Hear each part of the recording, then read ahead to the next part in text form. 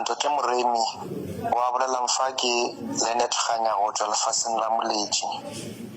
Ke kweletse ka taba ya lena ya go thuša batho ka mo malapeng ba sene bophelo. Ke kweletse mo letlakaleng la lena la Facebook. Ke le ka mosaetša Mokopane ke gopela thušo ya lena mo radio ya Mokopane. Ke kwele gore ba re le tlo tla mamotla bošwi ba lekgono. Ke na le mathata a latelang. Ke tshwenya ke bothata ba gore nka moa ya rene bophelo.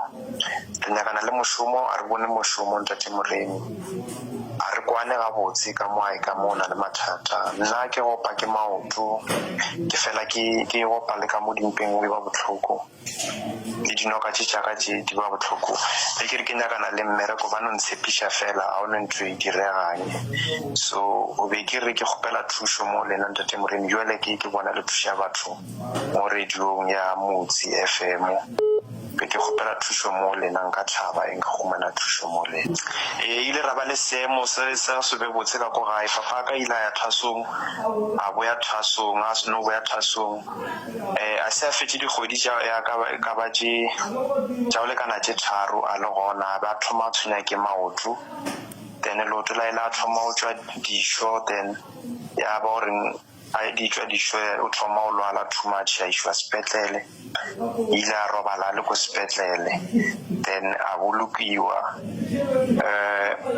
Ke mo re thoma bophelo ba thoma go tlhakatlhakana gona kudu. Then ra re ntse re sepela re nyakolla re nyaka be ba re botša gore no mogalabe a se a robala gabotse. Motho mongwe maybe ka ba šomišiwa ke ba bošio o re e ka ba taba ya gore a se le tlhapišiwe le na le lefifi. Ene le nna nkile ka nna le bothata ba goreng ntho tšaka a di tsamaye botse. Ke bereka kore ke no bereka di half ke no bereka ba nkemiša ka bereka nka se bereke tekaneo le kana bo ma 2 years ke bereka.